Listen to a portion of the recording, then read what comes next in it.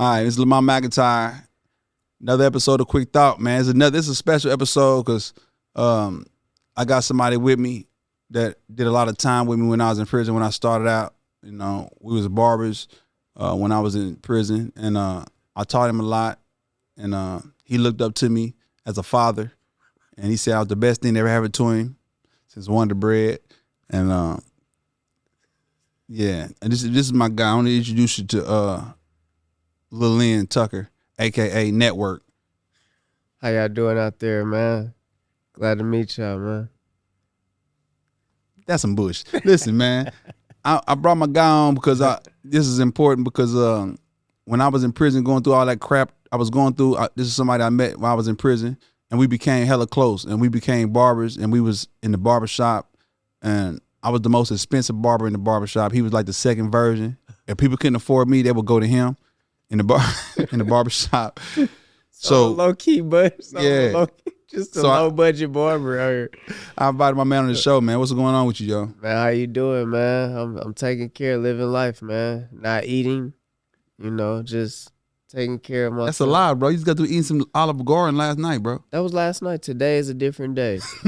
I got it all out my system. It was so good too, man. It was. But how do you feel though after you ate it though? Well, actually, I felt a little tired, a little fatigued.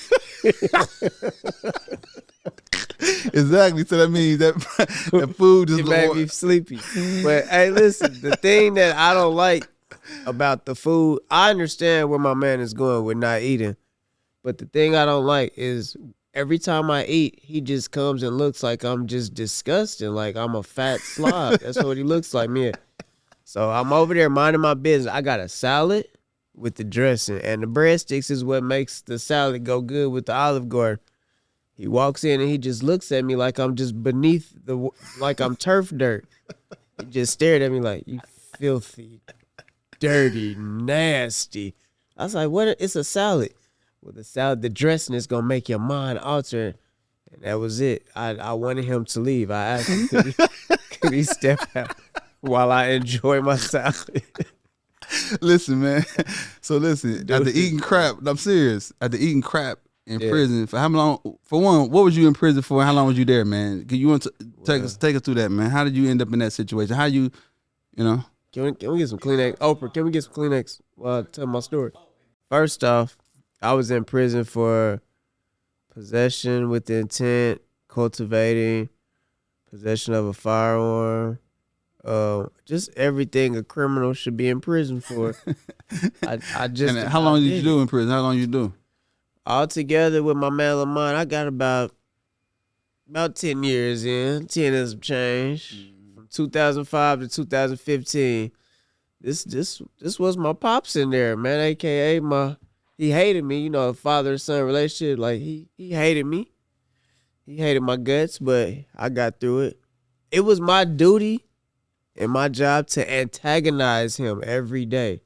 How do we even meet though? How did you even come to be a part of your little miserable life, man? You gonna throw that out here to the world? How we met? How you gotta tell people how we met, man? I don't know. So my man Coppage, AKA C. I'm not gonna say that because we don't want to get this podcast shut down.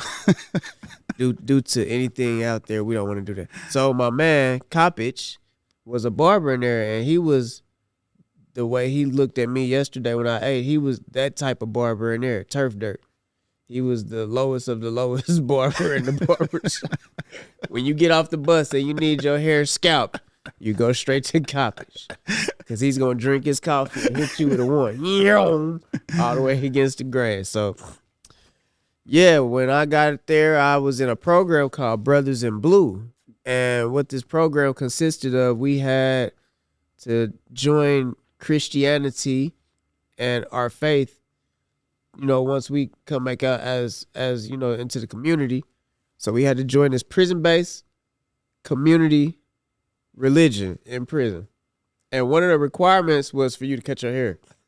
Now me, since I got the black Jesus of all, and my hair is gorgeous and synthetic, Synthetic. I got that 100% yaki, y'all. I got that 100% yaki.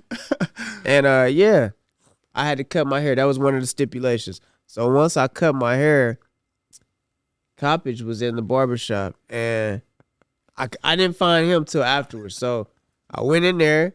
I didn't know I was supposed to have my little money with me, my items. So I had my items in my coat. I was willing to pay. And this is all I asked this man.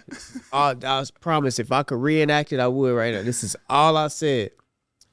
Hey, man, I got to cut my hair out for the brothers in blue. You think you could give me like a little bob and then taper the sides with a lineup? He looked at me and said, yeah, I got you. I need some Kleenex when I was talking about this.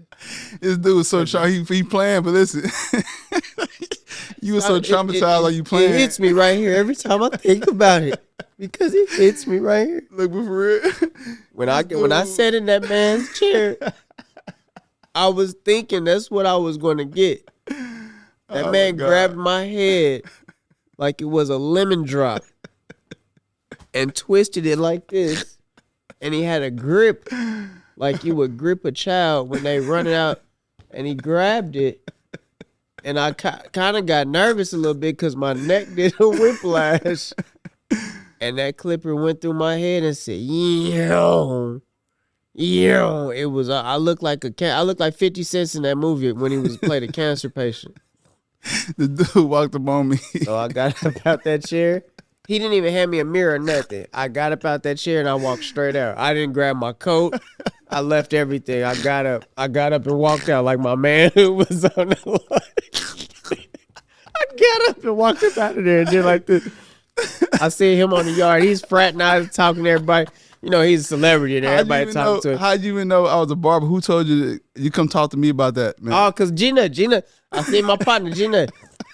I see my partner on the yard. He was like, dude, what the fuck happened to your hair? You just had the fucking the Lord of Jesus on your show. What happened? God. I said, bro, this big black dude, he just scalped me, bro. See, like, but everybody try not to laugh because they see I'm hurt. They like, there go Muggs right there, man. You need to go ahead and make you an appointment, man.